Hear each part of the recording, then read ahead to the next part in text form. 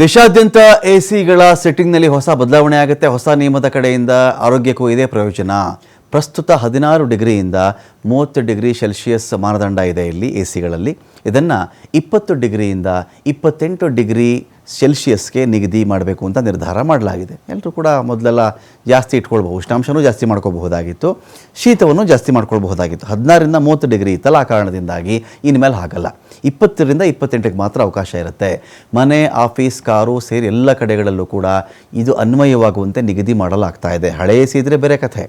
ಹೊಸ A C ತೊಗೋತೀರಾ, ಹೊಸ car ತೊಗೋತೀರಾ ಅಂತ ಬಂದಾಗ ಆ ಎಲ್ಲ ಕಡೆಗಳಲ್ಲಿಯೂ ಕೂಡ ಈ ನಿಯಮ ಇರುತ್ತೆ ಅಂತ ಇದನ್ನು ಕೇಂದ್ರ ನಿರ್ಧಾರ ಮಾಡ್ತಾ ಇದೆ.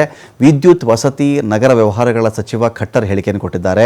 ಹೆಚ್ಚುತ್ತಿರುವ ತಾಪಮಾನ, ಅನಾರೋಗ್ಯದ ಸಮಸ್ಯೆ ಹಿನ್ನೆಲೆಯಲ್ಲಿ ಈ ಕ್ರಮಕ್ಕೆ ಮುಂದಾಗಲಾಗ್ತಾ ಇದೆ. ಜೊತೆಗೆ ಬೇಸಿಗೆಯಲ್ಲಿ ವಿದ್ಯುತ್ ಬಳಕೆಯನ್ನು ಕಡಿಮೆ ಮಾಡುವ ಉದ್ದೇಶ ಕೂಡ ಇದೆ. 20 ಡಿಗ್ರಿ ಸೆಲ್ಸಿಯಸ್ಗಿಂತ ಕಡಿಮೆಯೂ ಇಡುವಂತಿಲ್ಲ, 28 ಡಿಗ್ರಿ ಸೆಲ್ಸಿಯಸ್ಗಿಂತ ಹೆಚ್ಚು ಸೆಟ್ ಮಾಡುವಂತಿಲ್ಲ. ಉಷ್ಣಾಂಶ ಸಂಬಂಧಿ ಕಾಯಿಲೆಗಳ ಅಪಾಯ ಕಡಿಮೆ ಮಾಡೋದು ಇದರ ಹಿಂದಿನ ಉದ್ದೇಶ. ಜನರ ನಿದ್ರೆ ಗುಣಮಟ್ಟ ಸುಧಾರಿಸಬೇಕು, ದೈಹಿಕ ಆರೋಗ್ಯದ ಚಟುವಟಿಕೆ ಹೆಚ್ಚಿಸಬೇಕು ಅನ್ನೋದು ಕೂಡ ಇದರ ಉದ್ದೇಶಗಳಲ್ಲಿ ಒಂದು.